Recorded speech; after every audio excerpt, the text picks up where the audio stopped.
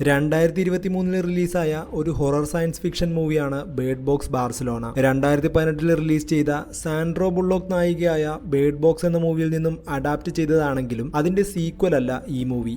അപ്പോൾ നമുക്ക് സിനിമയിലേക്ക് പോകാം. സമീപ കാലഘട്ടത്തിൽ തന്നെ യൂറോപ്പിലേക്ക് ലോകത്തെ തന്നെ നശിപ്പിക്കാൻ ശേഷിയുള്ള ഒരു ശക്തി വരികയാണ്. ഭൂരിഭാഗം പേരും മരണപ്പെട്ടു. വളരെ കുറച്ച് ആളുകൾ മാത്രം അതിൽ നിന്നും തൽക്കാലം രക്ഷപ്പെട്ടിരിക്കുകയാണ്. ആ ശക്തിയെ നഗ്ന നേത്രങ്ങൾ കൊണ്ട് കണ്ടാൽ മനുഷ്യ മനസ്സിനെ നിയന്ത്രിച്ച് സ്വയം ആത്മഹത്യയിലേക്ക് തള്ളിവിടും. ഈ ശക്തി ലോകത്തിന്റെ എല്ലാ ഭാഗത്തേക്കും വ്യാപിച്ചുകൊണ്ടിരിക്കുകയാണ്. സെബാസ്റ്റ്യനും അയാളുടെ മകൾ അന്നയും ബാർസലോണയിലെ ഒരു സ്കേറ്റിംഗ് റിംഗിൽ അഭയം പ്രാപിച്ചിരിക്കുകയാണ്. അവർക്ക് കിട്ടിയ സമയം അച്ഛനും മകളും സ്കേറ്റ് ചെയ്ത് കളിക്കുകയാണ്. പെട്ടെന്ന് പുറത്തൊരു ശബ്ദം കേട്ട് അവർ താഴേക്ക് ഓടിപ്പോകുന്നു. കോറിഡോറിൽ നിന്നും വളഞ്ഞപ്പോഴേക്കും കണ്ണിന് കാഴ്ചയില്ലാത്ത കുറച്ചു പേർ ചേർന്ന് സെബാസ്റ്റ്യനെ അടിച്ചു വീഴ്ത്തുന്നു. കുറെ നേരം സെബാസ്റ്റ്യനെ അടിച്ച ശേഷം സെബാസ്റ്റ്യന്റെ കൈവശമുണ്ടായിരുന്ന ബാഗും തട്ടിയെടുത്ത് അവർ പോകുന്നു. അവിടെ പൊട്ടിവീണ കുപ്പിയെടുത്ത് അവരെ തിരിച്ചാക്രമിക്കാൻ സെബാസ്റ്റ്യൻ തയ്യാറെടുക്കുന്നു. പക്ഷെ അത് വേണ്ടെന്ന് അന്ന പറയുന്നു. കണ്ണുകൾ മൂടിക്കെട്ടിയ ശേഷം സെബാസ്റ്റ്യനും അന്നയും കെട്ടിടത്തിന് പുറത്തേക്ക് വരുന്നു. സാധാരണ പോലെ സ്ട്രീറ്റ് എല്ലാം തകർന്നു കിടക്കുന്നു. സ്ട്രീറ്റ് മുഴുവൻ ശവശരീരങ്ങൾ. കുറെ നേരം നടന്ന ശേഷം അവരെ പോലെ രക്ഷപ്പെട്ട ചിലരെ അവർ കണ്ടെത്തുന്നു. അന്നയോട് മാറി നിൽക്കാൻ പറഞ്ഞ ശേഷം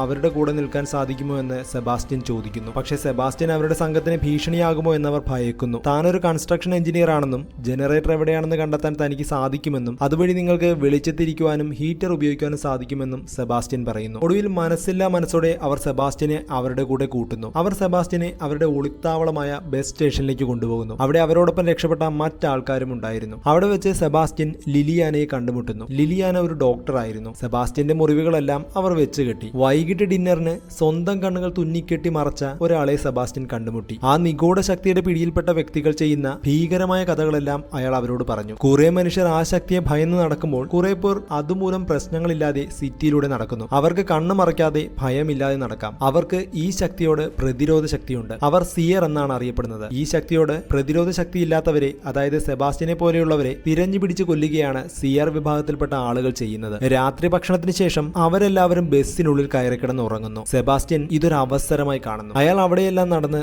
ഓഫീസിലുള്ള താക്കോലുകൾ കൈക്കലാക്കുന്നു. ബസ്സിൽ ഉറങ്ങിയായിരുന്നവരെ പുറത്തെത്തിക്കുകയായിരുന്നു അവന്റെ ലക്ഷ്യം. ഒച്ചയും ബഹളവും കേട്ട് ലിലിയാന ഉണരുകയും സെബാസ്റ്റ്യനെ തടയാൻ ശ്രമിക്കുകയും ചെയ്തു. പക്ഷെ സെബാസ്റ്റ്യൻ ഡ്രൈവർ ക്യാബിന്റെ ഡോർ അടയ്ക്കുകയും ഇതെല്ലാം നിങ്ങളെ രക്ഷിക്കാൻ വേണ്ടിയാണ് ചെയ്യുന്നതെന്നും പറയുന്നു. ശരിയായ കീ കിട്ടിയതും അവൻ ബസ് സ്റ്റാർട്ട് ചെയ്യുന്നു. ശേഷം അലക്ഷ്യമായി സ്റ്റേഷനിലൂടെ ആ ബസ് ഓടിക്കുന്നു. അപ്പോഴേക്കും ബസ്സിന്റെ കുലുക്കത്തിൽ ഉറക്കത്തിൽ നിന്നും ഉണർന്ന മറ്റുള്ളവർ വാതിൽ തള്ളി തുറക്കാൻ ശ്രമിക്കുകയും സെബാസ്റ്റ്യനെ ആക്രമിക്കുകയും ബസ് നിർത്താൻ ശ്രമിക്കുകയും ചെയ്യുന്നു. പക്ഷെ അതുവഴി സെബാസ്റ്റ്യന് ബസ്സിലുള്ള നിയന്ത്രണം നഷ്ടപ്പെടുകയും ഒടുവിൽ മുൻവാതിൽ തകർത്ത് ബസ് പുറത്തേക്ക് വന്ന് തലകീഴായി മറിഞ്ഞു വീഴുകയും ചെയ്യുന്നു. ബസ്സിൽ നിന്നും പുറത്തേക്ക് ഇറങ്ങിയ സെബാസ്റ്റ്യൻ ആ ശക്തി വരുന്നുണ്ടെന്നും അത് അതിമനോഹരമാണെന്നും പറയുന്നു. ആദ്യത്തെ ആൾ ആ ശക്തിയെ കണ്ടതും കഴുത്ത് മുറിച്ച് സ്വയം മരണപ്പെടുന്നു. അയാളുടെ ശരീരത്തിൽ നിന്നും ഒരു വെളിച്ചം മുകളിലേക്ക് പോകുന്നത് സെബാസ്റ്റ്യൻ കാണുന്നു. ലിലിയാനയും മറ്റുള്ളവരും കണ്ണുകളടച്ച് ബസ്സിന് പുറത്തേക്ക് വരുന്നു. പക്ഷെ സെബാസ്റ്റ്യൻ ലിലിയാനയുടെ കണ്ണുകൾ തുറന്നു പിടിച്ച് ആ ശക്തിയെ കാണിക്കുന്നു. അങ്ങനെ ഓരോരുത്തരായി ആ ശക്തിയെ കാണുകയും സ്വയം മുറിവേൽപ്പിച്ച് മരിച്ചു വീഴുകയും ചെയ്യുന്നു. അങ്ങനെ അവസാനം സെബാസ്റ്റ്യൻ മാത്രം അവശേഷിക്കുന്നു. മരിച്ചു വീഴുന്ന ഓരോരുത്തരുടെയും ശരീരത്തിൽ നിന്നും അവരുടെ ആത്മാവ് വെളിച്ചത്തിന്റെ രൂപത്തിൽ സ്വർഗത്തിലേക്ക് പോകുന്നത് സെബാസ്റ്റ്യൻ നോക്കി നിൽക്കുന്നു. അപ്പോഴേക്കും അന്ന അങ്ങോട്ടേക്ക് വരികയും അച്ഛന്റെ കൈ ചേർത്ത് പിടിക്കുകയും ചെയ്യുന്നു. ശരിക്കും സെബാസ്റ്റ്യൻ ഒരു സിയർ ആണ്. അയാൾക്ക് ഈ ശക്തിക്കെതിരെ പ്രതിരോധ ശേഷിയുണ്ട്. എല്ലാം നല്ലതിനാണച്ച അച്ഛൻ അവരെ രക്ഷിച്ചല്ലോ എന്ന് അന്ന പറയുന്നു. ഇവിടുള്ള ആളുകൾക്കെല്ലാം മോക്ഷം നൽകിയ ശേഷം അച്ഛനും എനിക്കും അമ്മയ്ക്കും ഒരുമിക്കാമെന്ന് അവൾ പറയുന്നു. പെട്ടെന്ന് അവളെ അവിടെ കാണുന്നില്ല.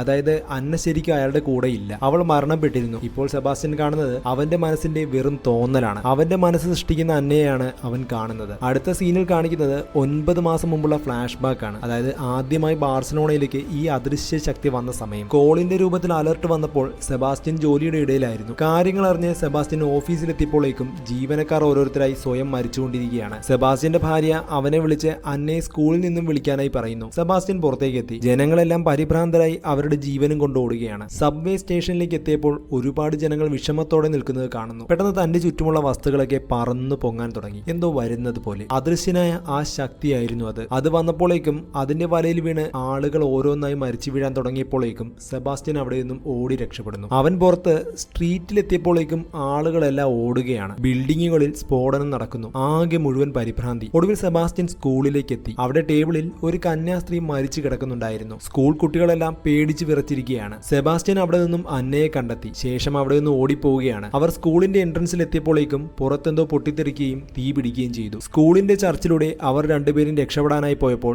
സ്കൂളിന്റെ പാസ്റ്ററായ എസ്തബാനെ കണ്ടുമുട്ടി. പാസ്റ്റർ ആ ശക്തിയെ മാലാഖയായാണ് കരുതിയത്. അതിന്റെ മഹനീയ സാന്നിധ്യം മൂലം ജനങ്ങൾക്ക് അതിനെ ഒന്ന് നോക്കുവാൻ പോലും കഴിയുന്നില്ല. കൂടുതൽ പരീക്ഷണങ്ങളും കഷ്ടപ്പാടുകളും തടയണമെങ്കിൽ മനുഷ്യനെ ജീവിതത്തിന്റെ ചൂരുകളിൽ നിന്നും മോചിപ്പിക്കണമെന്ന് എസ്തബാൻ നിർദ്ദേശിച്ചു. ഒരു ഭ്രാന്തമായ ചിന്താഗതി. എന്നാൽ ഈ വാക്യങ്ങൾ സെബാസ്റ്റ്യനെ വല്ലാതെ ബാധിച്ചു. പിന്നീട് അന്നയെ തന്റെ കോട്ട് കൊണ്ട് പുതപ്പിച്ച് സെബാസ്റ്റ്യൻ അപ്പാർട്ട്മെന്റിലേക്ക് സ്ട്രീറ്റിലൂടെ പോവുകയാണ്. അപ്പോഴേക്കും അന്നയുടെ അമ്മ റോഡ് ക്രോസ് ചെയ്ത് വരികയും കാറിടിച്ച് മരണപ്പെടുകയും ചെയ്തു. വർത്തമാനകാലത്തിൽ അഥവാ പ്രസന്റിൽ അന്നയും സെബാസ്റ്റ്യനും ചെറിയൊരു പ്രാർത്ഥനയ്ക്ക് ഒരു ചർച്ചിൽ കയറിയിരിക്കുകയാണ്. സെബാസ്റ്റ്യൻ ചർച്ചിലെ ഒരു പെയിന്റിംഗ് മൂവ് ചെയ്യുന്നതായി കാണുന്നു. അതായത് ഒരുതരം ഭ്രമം പോലെ. അവൻ എന്തൊക്കെയോ സ്വയം കാണുന്നു. സെബാസ്റ്റ്യൻ ഒരു സിയർ ആണല്ലോ. അവൻ മറ്റുള്ളവരെ ആ ശക്തി വഴി കൊല്ലുന്നതായി കാണുന്നു. അവർക്ക് മോക്ഷം ലഭിക്കുകയാണ്, അല്ലെങ്കിൽ താൻ അവരെ മോചിപ്പിക്കുകയാണ് ചെയ്യുന്നതെന്നാണ് സെബാസ്റ്റ്യൻ വിചാരിക്കുന്നത്. അവർ രണ്ടുപേരും വീണ്ടും സ്ട്രീറ്റിലേക്ക് എത്തി. അവിടെ വെച്ച് ആ ശക്തി മൂലം പലരും മരണപ്പെടുന്നത് സെബാസ്റ്റ്യൻ കാണുന്നു. ആ ശക്തി ഭംഗിയുള്ള ഒരു മാലാഖയാണെന്ന് സെബാസ്റ്റ്യൻ അവരോട് പറയുന്നു. അപ്പോഴേക്കും അവരുടെ ആത്മാവുകൾ വെളിച്ചത്തിന്റെ രൂപത്തിൽ മുകളിലേക്ക് പോകുന്നത് അയാൾ കാണുന്നു. സെബാസ്റ്റ്യൻ ഈ ശക്തിയെ ദൈവത്തെ പോലെ കാണുന്നു. മറ്റുള്ളവരെ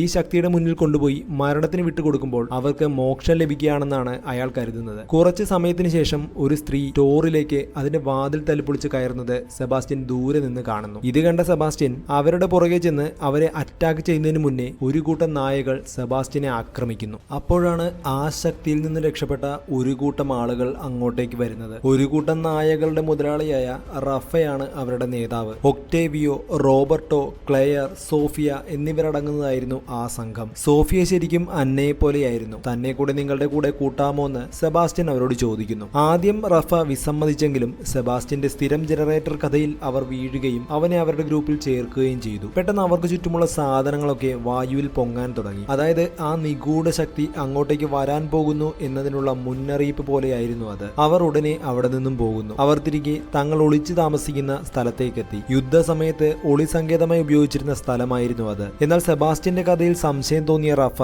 സെബാസ്റ്റ്യനോട് കൂടുതൽ കാര്യങ്ങൾ ചോദിക്കുന്നു. അന്നയുടെ പ്രതിരൂപം സെബാസ്റ്റ്യൻ കാണുന്നുണ്ടെങ്കിലും താൻ ഒറ്റയ്ക്കാണെന്ന് സെബാസ്റ്റ്യൻ പറയുന്നു. അന്ന അവന്റെ പുറകിൽ വന്ന് ആ പെൺകുട്ടിയെ, അതായത് സോഫിയയെ ഉപയോഗിച്ച് എല്ലാവരെയും പുറത്തെത്തിക്കണമെന്നും അല്ലെങ്കിൽ അവർക്ക് സംശയം തോന്നുമെന്നും പറയുന്നു. ജനറേറ്ററിന്റെ ലൊക്കേഷൻ മാപ്പിൽ കാണിച്ചു തരാൻ റഫ സെബാസ്റ്റ്യനോട് പറയുന്നു. പക്ഷെ താൻ അത് നിങ്ങളുടെ കൂടെ കൂടാൻ കള്ളം പറഞ്ഞതാണെന്ന് സെബാസ്റ്റ്യൻ തുറന്നു പറയുന്നു. ദേഷ്യം വന്ന റഫ സെബാസ്റ്റ്യനെ ആക്രമിക്കുന്നു. എന്നാൽ അപ്പോഴേക്കും സോഫിയ വന്ന് അവരെ തടയുന്നു. ഇനി ആർക്കും അപകടം സംഭവിക്കുന്നത് കാണാൻ എനിക്ക് വയ്യ. സെബാസ്റ്റ്യന് ജർമ്മൻ അറിയാവുന്നത് കൊണ്ട് സോഫിയയുമായി അയാൾക്ക് സംസാരിക്കാൻ സാധിച്ചു. ബാർസലോണയിലേക്കുള്ള യാത്രയിൽ അമ്മയെ കാണാതായി. ആ ശക്തി വന്ന സമയത്ത് ഒരുപാട് പേർ മരിച്ചു വീഴുന്നത് അവൾക്ക് കാണേണ്ടി വന്നു. മലമുകളിൽ നിന്നുമുള്ള ഏതോ കെട്ടിടത്തിൽ നിന്നും ഒരു ബ്രോഡ്കാസ്റ്റ് ലഭിച്ചെന്നും ഈ ശക്തിയിൽ നിന്നും സേഫായ സ്ഥലമാണതെന്ന് ആ ബ്രോഡ്കാസ്റ്റിലൂടെ സന്ദേശം ലഭിച്ചിരുന്നു എന്ന കാര്യവും സോഫിയ സെബാസ്റ്റ്യനോട് പറയുന്നു. അവർ ആ സ്ഥലത്തെക്കുറിച്ച് അവളോട് ചോദിക്കുന്നു. അതിന് മറുപടിയായി സോഫിയ ആ സ്ഥലവും കെട്ടിടവും കൂടാതെ അങ്ങോട്ടേക്ക് എത്താനുള്ള ട്രാംവേ സർവീസ്, അതായത് കേബിളുകളിലൂടെ പോകുന്ന ക്യാബിന്റെ പടവും വരച്ച് കാണിക്കുന്നു. ആ ചിത്രം കണ്ടപ്പോഴേക്കും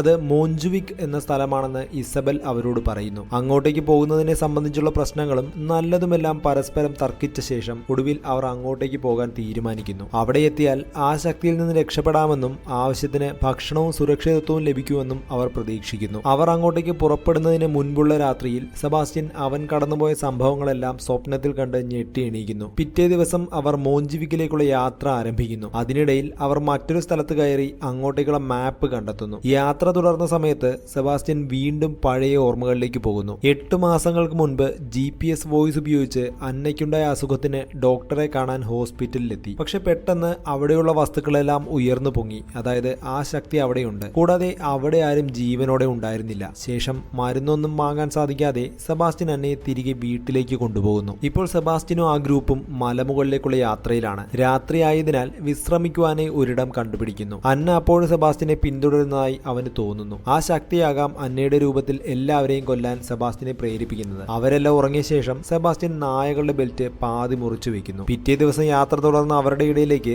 ആ ശക്തി വരുന്നു. മരിച്ചുപോയ അവരുടെ ഉറ്റവരുടെ ശബ്ദത്തിൽ കണ്ണുകെട്ടിയ തുണി അഴിച്ചു മാറ്റാൻ ആ ശക്തി അവരെ പ്രേരിപ്പിക്കുന്നു. എല്ലാവരും കൺഫ്യൂസ് ആകുകയും പരിഭ്രാന്തരാകുകയും ചെയ്യുന്നു. ആ സമയം പട്ടിയുടെ ബെൽറ്റ് പൊട്ടിപ്പോവുകയും പട്ടികളെല്ലാം റഫയുടെ അടുക്കൽ നിന്നും ഓടിപ്പോവുകയും ചെയ്തു. സോഫിയയോട് അവളുടെ അമ്മയുടെ ശബ്ദത്തിൽ കണ്ണു കെട്ടിയ തുണി അഴിച്ചു മാറ്റാൻ ആ ശക്തി ആവശ്യപ്പെടുന്നു. സോഫിയ അതുപോലെ ചെയ്യാൻ പോയതും ഒക്ടോവിയോ വന്ന് അവളെ രക്ഷിക്കുന്നു. റഫയാണെങ്കിൽ തന്റെ നായകളെ അന്വേഷിച്ച് അലയുകയാണ്. നായകൾ വേദന കൊണ്ട് പുളയുന്ന രീതിയിലുള്ള ശബ്ദം പുറപ്പെടുവിച്ച് പ്രവേശിച്ചതും റഫ കണ്ണുമൂടിക്കെട്ടിയ തുണി അഴിച്ചു മാറ്റുന്നു. അവിടെ നായകളൊന്നും ഉണ്ടായിരുന്നില്ല, അതൊരു കെണിയായിരുന്നു. അപ്പോഴേക്കും റഫ ആ ശക്തിയെ കാണുകയും പെട്ടെന്ന് തന്നെ തല കാറിലിടിച്ച് മരിക്കുകയും ചെയ്യുന്നു. അപ്പോഴേക്കും നായകൾ എവിടെ നിന്നോ റഫയുടെ അരികിലേക്ക് വരുന്നു. പക്ഷെ നായകളും ആ ശക്തിയെ കണ്ട് അതിന്റെ നിയന്ത്രണത്തിലാകുന്നു. റഫയെ അന്വേഷിച്ച് അങ്ങോട്ടേക്ക് വന്ന റോബർട്ടോയെ നായകൾ കടിക്കുന്നു. അതേസമയം ഒളിച്ചിരിക്കാനായി ഒരു വീട് ഒക്ടേവിയോ കണ്ടെത്തുകയും വിസിൽ ഉപയോഗിച്ച് എല്ലാവരെയും അങ്ങോട്ടേക്ക് വിളിക്കുകയും ചെയ്യുന്നു. എല്ലാവരും ഓടി വന്ന് ആ വീട്ടിലേക്ക് കയറുന്നു. ഇസബൽ റോബർട്ടോയുടെ കയ്യിൽ മരുന്ന് വെക്കുകയാണ്. ക്വാണ്ടം രൂപത്തിലുള്ള ഒരു ജീവിയാണ് ഇതെന്നും നമ്മുടെ ഇമോഷൻസിനെ, അതായത് കൂടുതലായും ഭയത്തെയും ദുഃഖത്തെയുമാണ് അത് ലക്ഷ്യം വെക്കുന്നത്, അതിന് ഏത് രൂപവും സ്വീകരിക്കാൻ സാധിക്കുമെന്നുള്ള ഒരു തിയറി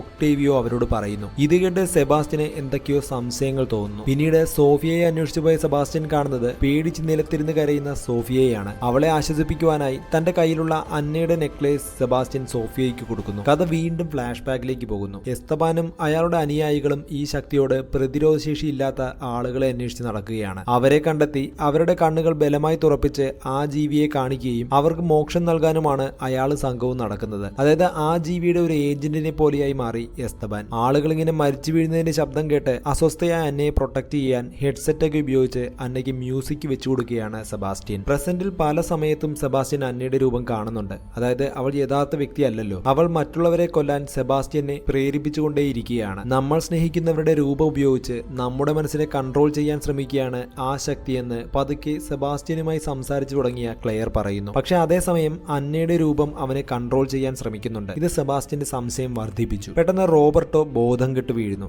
കാരണം അയാളുടെ മുറിവ് ഇൻഫെക്ഷനായി അയാൾക്ക് അസുഖം ബാധിച്ചു. അതോടെ ഒക്ടേവിയോ, ക്ലെയർ, സെബാസ്റ്റ്യൻ എന്നിവർ ആ കെട്ടിടത്തിൽ വല്ല മരുന്നും കിട്ടുമോ എന്ന അന്വേഷണം ആരംഭിച്ചു. മുകളിലെത്തിയ സെബാസ്റ്റ്യൻ ഒരു വാതിൽ തുറന്നു കിടക്കുന്നത് കാണുന്നു. അവിടെ അന്നയുണ്ടായിരുന്നു. ഒക്ടേവിയോയെ അങ്ങോട്ടേക്ക് വിളിക്കാൻ അന്ന സെബാസ്റ്റ്യനോട് പറയുന്നു. വാതിൽ തുറന്നു കിടക്കുന്നത് അറിയാതിരുന്ന ഒക്ടേവിയോയെ സെബാസ്റ്റ്യൻ അങ്ങോട്ടേക്ക് വിളിക്കുന്നു. കണ്ണു മൂടിക്കിട്ടിയ തുണി മാറ്റി അങ്ങോട്ടേക്ക് വന്ന ഒക്ടേവിയോ ആ ശക്തിയെ കാണുന്നു. അതോടെ ഒക്ടേവിയോ സ്വയം മരിക്കുന്നു. പക്ഷെ ഇത്തവണ ഒക്ടാവിയോയുടെ ശരീരത്തിൽ നിന്നും പ്രകാശം പോകുന്നത് സെബാസ്റ്റ്യന് കാണാൻ സാധിച്ചില്ല. കാരണം താൻ ചെയ്യുന്നത് തെറ്റാണെന്നുള്ള സംശയമായിരുന്നു അത്. അപ്പോഴേക്കും ക്ലെയർ അങ്ങോട്ടേക്ക് വരുന്നു. അവളുടെ കണ്ണു മൂടിക്കിട്ടിയ തുണി മാറ്റാൻ അന്ന സെബാസ്റ്റ്യനെ നിർബന്ധിക്കുന്നു. പക്ഷെ അവസാന നിമിഷം സെബാസ്റ്റ്യൻ അത് ചെയ്യാതെ മനസ്സിനെ നിയന്ത്രിക്കുന്നു. അപ്പോഴേക്കും ക്ലെയർ സെബാസ്റ്റ്യനെ അവിടെ നിന്നും വേഗം കൊണ്ടുപോകുന്നു. അവർ റോബർട്ടോയുടെ അടുത്തെത്തി. താൻ മുറിയിൽ നിന്നും കണ്ടെത്തിയ ആന്റിബയോട്ടിക് ക്ലെയർ റോബർട്ടോയ്ക്ക് നൽകുന്നു. അതേസമയം സെബാസ്റ്റ്യൻ വളരെ അസ്വസ്ഥനാണ്. കാരണം അന്നയുടെ രൂപം എപ്പോഴും മറ്റുള്ളവരെ ആ ശക്തിക്ക് വിട്ടുകൊടുക്കാൻ സെബാസ്റ്റ്യനെ നിർബന്ധിച്ചുകൊണ്ടിരുന്നു. സോഫിയയുടെ കൂടെ നിൽക്കണോ അന്നയുടെ കൂടെ നിൽക്കണോ എന്ന കൺഫ്യൂഷനിലാണ് സെബാസ്റ്റ്യൻ. പിറ്റേന്ന് ബാക്കിയുള്ളവർ മോഞ്ചുവിലേക്കുള്ള യാത്ര തുടർന്നു. കെട്ടിടങ്ങളിൽ മുഴുവൻ ശവശരീരങ്ങളും എസ്തബാന്റെ സിംബലും സെബാസ്റ്റ്യൻ ശ്രദ്ധിക്കുന്നു. പെട്ടെന്ന് ബൈക്കിലെത്തിയ സിയർ വിഭാഗത്തിൽപ്പെട്ട ഒരാൾ അവരുടെ വഴി തടയുകയാണ്. അവർ ഉടനെ അവിടെ നിന്നും ഓടി രക്ഷപ്പെടാൻ ശ്രമിച്ചു. പക്ഷേ റോബർട്ടോയെയും ഇസബലിനെയും ബൈക്കിലെത്തിയ ആൾ ഇടിച്ചു വീഴ്ത്തുന്നു. രക്ഷപ്പെടാൻ വേറെ വഴിയില്ലെന്ന് മനസ്സിലാക്കിയ അവർ തങ്ങളുടെ കണ്ണു മൂടിക്കിട്ടിയ തുണി അഴിച്ചു മാറ്റി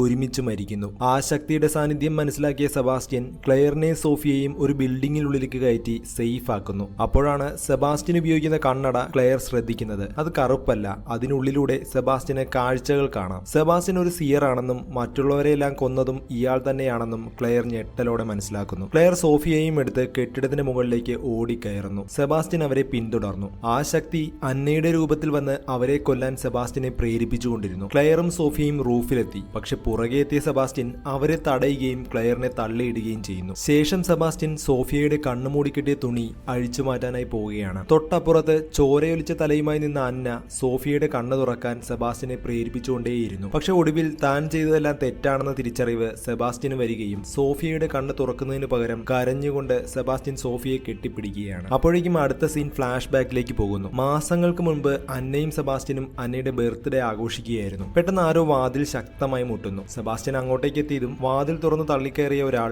സെബാസ്റ്റ്യനെ അടിച്ച് ബോധം കെടുത്തുന്നു. ബോധം വരുമ്പോൾ അന്നയും സെബാസ്റ്റ്യനും ഒരു കെട്ടിടത്തിന്റെ റൂഫിലാണ്. അവിടെ എസ്തബാൻ നിൽപ്പുണ്ടായിരുന്നു. അയാൾ അന്നയുടെ കണ്ണ് തുറന്ന് ആ ശക്തിയെ കാണിക്കുന്നു. അതോടെ കെട്ടിടത്തിന് മുകളിൽ നിന്നും താഴേക്ക് ചാടി അന്ന മരിക്കുന്നു. തന്റെ മകൾ കൺമുന്നിൽ മരിക്കുന്നത് സങ്കടത്തോടെ കണ്ട സെബാസ്റ്റ്യനും ആ ശക്തിയെ കാണുന്നു. എന്നാൽ സെബാസ്റ്റ്യന് ആ ശക്തിയോട് പ്രതിരോധ ശേഷി ഉണ്ടായിരുന്നു. പെട്ടെന്ന് അന്നയുടെ രൂപം സെബാസ്റ്റ്യൻ അരികിലെത്തി കൂടുതൽ പേർക്ക് മോക്ഷം നൽകാൻ ആവശ്യപ്പെടുന്നു. അതായത് മറ്റുള്ളവരെയും ഇങ്ങനെ കൊല്ലാൻ അന്ന ആവശ്യപ്പെടുന്നു. ശരിക്കും അന്നയുടെ രൂപത്തിൽ ആ ശക്തിയാണ് സെബാസ്റ്റ്യനോട് സംസാരിക്കുന്നത്. എസ്തബാനും കൂട്ടരും സിയറുകളാണ്. സെബാസ്റ്റ്യനും അതിലൊരാളായി മാറുന്നു. സിയറുകളെ ഉപയോഗിച്ച് ആ ശക്തി കൂടുതൽ പേരെ കൊല്ലാൻ ശ്രമിക്കുകയാണ്. സീൻ വീണ്ടും പ്രസന്റിലേക്ക് വരുന്നു. സെബാസ്റ്റ്യൻ ക്ലെയറിനെ രക്ഷപ്പെടുത്തുന്നു. ക്ലെയറിന്റെ വിശ്വാസം നേടിയെടുക്കാൻ സെബാസ്റ്റ്യൻ അന്നയെക്കുറിച്ച് പറയുന്നു. പക്ഷെ താൻ അതിൽ നിന്നും ഇപ്പോൾ മോചിതനാണെന്ന് സെബാസ്റ്റ്യൻ പറയുന്നു. അവരെ മലമുകളിലെ കെട്ടിടത്തിൽ എത്തിക്കുമെന്നും അവരെ അവരെ സംരക്ഷിക്കുമെന്നും സെബാസ്റ്റ്യൻ വാക്കുകൊടുക്കുന്നു. അതേസമയം താഴത്തെ നിലയിൽ സിയറുകൾ വാതിൽ പൊളിച്ച് അകത്തേക്ക് കയറുന്നു. അവർ മൂന്നുപേരും റൂഫിലൂടെ രക്ഷപ്പെടുന്നു. അപ്പോഴേക്കും സിയർ വിഭാഗത്തിൽപ്പെട്ട ഒരു സ്ത്രീ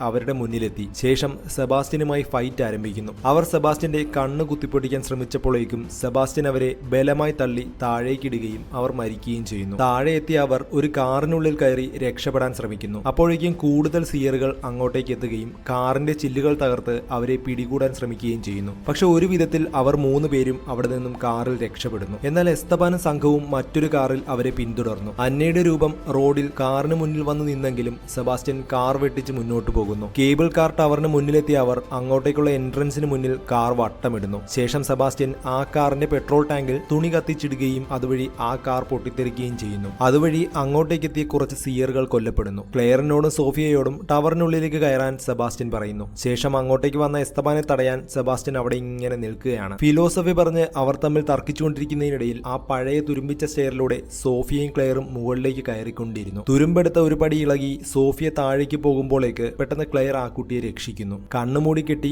മുന്നോട്ട് പോകാൻ പ്രയാസമായതിനാൽ റിസ്ക് എടുത്ത് ക്ലെയർ അവരുടെ കണ്ണു മറയ്ക്കുന്ന തുണി അഴിച്ചു മാറ്റുന്നു. അങ്ങനെ അവസാനം അവർ ആ ടവറിന് മുകളിലെത്തുന്നു. പക്ഷെ അവിടെയുള്ള സ്വിച്ചുകൾ ഓണാക്കിയെങ്കിലും ആ കേബിൾ കാറുകൾ പ്രവർത്തിക്കുന്നില്ലായിരുന്നു. അവർ നിൽക്കുന്ന ടവറിനരികിലായി കേബിൾ കാർ കിടപ്പുണ്ടായിരുന്നു. പെട്ടെന്ന് എന്തോ ചിന്തിച്ച ക്ലെയർ അവിടെയുള്ള മണി കുലുക്കി വൈബ്രേഷൻ ഉണ്ടാക്കുന്നു. അതുവഴി ആ ശക്തിയെ അങ്ങോട്ടേക്ക് വരുത്തുകയാണ് ക്ലെയറിന്റെ ലക്ഷ്യം. ആ ശക്തി അങ്ങോട്ടേക്ക് വന്നപ്പോഴേക്കും ആ പരിസരം മുഴുവൻ കേബിൾ കാറുകൾ ഉൾപ്പെടെ കുലുങ്ങാൻ തുടങ്ങി. ആ കുലുക്കത്തിൽ കേബിൾ കാറുകൾ നീങ്ങാൻ തുടങ്ങി. ക്ലെയർ വീണ്ടും തന്റെ കണ്ണുകൾ തുണി കൊണ്ട് മറയ്ക്കുന്നു. ആ ശക്തി അവരുടെ മനസ്സിനെ ഉലയ്ക്കുവാൻ തുടങ്ങി. അവർ സ്നേഹിച്ചിരുന്ന മരിച്ചുപോയ ആളുകളുടെ ശബ്ദത്തിൽ അവരോട് സംസാരിച്ചുകൊണ്ട് ആ ശക്തിയെ കണ്ണു തുറന്നു നോക്കാൻ അത് പ്രേരിപ്പിച്ചുകൊണ്ടിരുന്നു. സോഫിയ അറിയാതെ താഴേക്ക് വീഴാൻ പോയപ്പോഴേക്കും ക്ലെയർ വീണ്ടും വന്ന് സോഫിയയെ രക്ഷിക്കുന്നു. അതേസമയം താഴെ കത്തുന്ന കാറിന് മുകളിലൂടെ അന്ന സെബാസ്റ്റ്യൻ അടുത്തേക്ക് വരുന്നതായി അവൻ കാണുന്നു. ആ കാഴ്ചകളിൽ നിന്നും രക്ഷപ്പെടാൻ ഇരുമ്പ് റോഡ് ഉപയോഗിച്ച് സെബാസ്റ്റ്യൻ ആ രൂപത്തെ ആക്രമിക്കുന്നു. പക്ഷെ കുത്തിയപ്പോൾ അത് എസ്തബാൻ ആയിരുന്നു. അയാൾ ഉടനെ തന്നെ തന്റെ കയ്യിലുണ്ടായിരുന്ന കത്തി ഉപയോഗിച്ച് സെബാസ്റ്റ്യന്റെ കാലിൽ കുത്തുന്നു. അവർ രണ്ടുപേരും ആയുധങ്ങൾ പരസ്പരം ആഴത്തിൽ കുത്തിയിറക്കിക്കൊണ്ടിരുന്നു. അതേസമയം ടവറിന് മുകളിൽ ഏകാഗ്രതയോടെ നിന്ന ക്ലെയർ ആ ശക്തി വന്നതിന്റെ കുലുക്കത്തിൽ അങ്ങോട്ടേക്ക് വന്ന കേബിൾ കാറിനുള്ളിലേക്ക് സോഫിയയുമായി ചാടിക്കയറുന്നു. അങ്ങനെ അവർ രണ്ടുപേരും അവസാനം രക്ഷപ്പെടുന്നു. അതേസമയം കുത്തേറ്റ് വീണ എസ്തബാനും സെബാസ്റ്റ്യനും മരിക്കുന്നതിന് മുൻപ് നിലത്ത് വീണ സെബാസ്റ്റ്യൻ ആ കേബിൾ കാറുകൾ തന്റെ മുകളിലൂടെ പോകുന്നത് കാണുന്നു. അതുകൊണ്ട് തന്നെ അവരെ രക്ഷപ്പെടുത്തിയ സമാധാനത്തിലാണ് സെബാസ്റ്റ്യൻ മരിച്ചത്. നിമിഷങ്ങൾക്കകം സോഫിയയും ക്ലെയറും മലമുകളിലെ കെട്ടിടത്തിലെത്തി. അവരെ കാത്ത് അവിടെ മിലിറ്ററി നിൽപ്പുണ്ടായിരുന്നു. വലിയൊരു വിഭാഗം ജനങ്ങൾ അവിടെ ജീവിക്കുന്നത് ക്ലെയർ കാണുന്നു. അതിലൊരാൾ സോഫിയയുടെ അമ്മയായിരുന്നു. സോഫിയയെ കണ്ട അവളുടെ അമ്മ ഓടി വന്ന് സോഫിയയെ കെട്ടിപ്പിടിക്കുന്നു. അങ്ങനെ വേർപിരിഞ്ഞു പോയി അവർ ഒരുമിക്കുകയാണ്. അതേസമയം ഒരു ലാബിലേക്ക് കൊണ്ടുപോയ ക്ലെയറിന്റെ ബ്ലഡ് സാമ്പിളുകൾ അവർ പരിശോധനയ്ക്കെടുക്കുന്നു. എന്തിനാണ് ബ്ലഡ് ടെസ്റ്റ് നടത്തുന്നതെന്ന് ക്ലെയർ അവരോട് ചോദിക്കുന്നു. ആ ശക്തി ഉണ്ടാക്കുന്ന മാനസികാഘാതം, മറ്റ് മാനസിക സമ്മർദ്ദങ്ങൾ എന്നിവ മൂലം ബ്ലഡിൽ ഉണ്ടാകുന്ന ഒരു കെമിക്കൽ ഇൻഡിക്കേറ്റർ കണ്ടെത്താൻ ശ്രമിക്കുകയാണെന്ന് അവർ പറയുന്നു. അതുവഴി ആ ശക്തി ലക്ഷ്യം വെക്കുന്ന ഇമോഷനുകളെ മനസ്സിലാക്കാൻ സാധിക്കും. സിയറുകൾക്ക് എങ്ങനെയാണ് ആ ശക്തിയോട് പ്രതിരോധം ഉണ്ടായതെന്ന് മനസ്സിലാക്കുകയും അതുവഴി മറ്റുള്ളവർക്കും പ്രതിരോധ ശക്തി ലഭിക്കുന്ന ആന്റിബോഡി കണ്ടെത്തുകയുമാണ് അവരുടെ ലക്ഷ്യം. കുറച്ച് സമയങ്ങൾക്ക് ശേഷം സയന്റിസ്റ്റുകൾ ഒരു എലിയുടെ ശരീരത്തിലേക്ക് ആന്റിബോഡി കുത്തിവെച്ച ശേഷം അതിനെ ഒരു കണ്ടെയ്ൻമെന്റ് റൂമിലേക്ക് അടയ്ക്കുന്നു. ശേഷം അവർ പരീക്ഷണം നടത്തുന്ന ഒരു സിയറിനെ കട്ടിലിൽ ബന്ധിച്ചിരിക്കുന്നത് കാണിക്കുന്നു. ഒരു വല്ലാത്ത ശബ്ദം എലിയെ അടച്ച കണ്ടെയ്ൻമെന്റ് മുറിയിൽ നിന്നും വരുന്നു. അവിടെ മുഴുവൻ കുലുങ്ങുന്നുണ്ടായിരുന്നു. ആ ശക്തിയെ തനിക്ക് കാണണമെന്ന് ആ സിയർ ആവശ്യപ്പെടുമ്പോഴേക്കും സിനിമയുടെ അവസാനിക്കുകയാണ്. സബ്സ്ക്രൈബ് ചെയ്യാൻ മറക്കണ്ട.